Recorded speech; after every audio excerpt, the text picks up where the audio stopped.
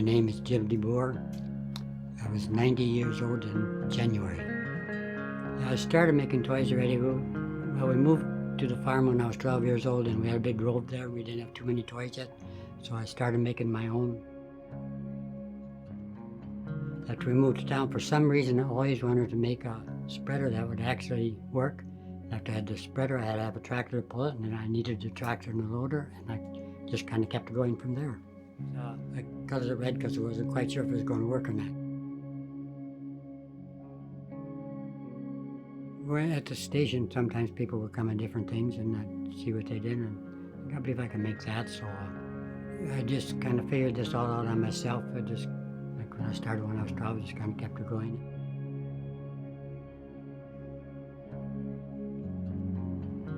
I used to get the Toy Farmer, and I was always amazed at what people made in there. But everybody that sees this said they'd never seen anything like it, so it kind of surprised me myself. So I try and make them as real and get as many moving parts and details as I can and still keep them to scale. Draw it out on paper, and then I just take a piece of board. A lot of it was just scrap wood, and then I use that thin paneling quite often for tops, cabs, and so forth. I used a coping saw and a wood file. Lots of sandpaper. But that's basically what it is, mostly saw pine.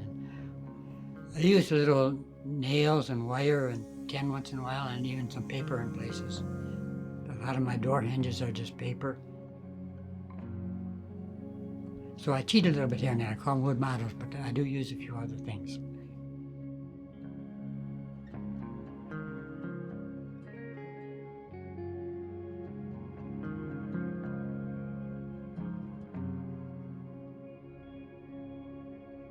I always say when we were kids, but actually I was about 20 years old already, but we used to go custom baling with a case hand wire tie baler. So my brothers always said, you have to make one of those. So I think I had about 15 John Deere tractors made before I made my little case. I have 29 tractors altogether, and I got 7 combines, I believe in 4 4-H harvesters, and 2 kind of field cultivators, and 5 corn pickers, I think, and 3 balers. Now in the 4-H harvesters, I got so many different moving parts that I was almost tempted to quit a couple of times.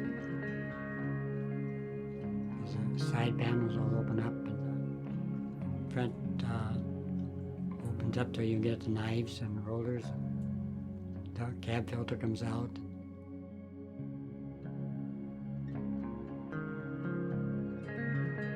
The scale that I have is actually 1/15 inch, but on my sprayer boom I figured that would make 2 inches difference, because when that's folded out that goes to 6 feet. It's supposed to be a 90-foot boom.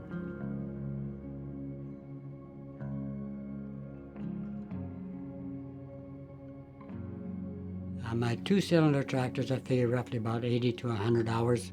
The one with cabs I figure probably about 150 hours. And I'm sure my Peterbilt truck and field sprayer and 4-H harvester, I got 250 hours in each one of those. So if I'd hate to count up all the hours I have in everything. Some I have no idea how many hours I got in either. So. First I started kind of slow, but then as I go along I start going faster because I want to see how it turns out. Quite often, even if I sit down here and look at something, now what can I change here or add on there? I really don't have any favorite pieces. Like one guy says, they're all kind of favorite. Unless I figure my 40-20, because I did own a real one like that. Well, that was the last tractor I owned. So I think I have about 20 pieces of stuff that I made that I actually owned at one time.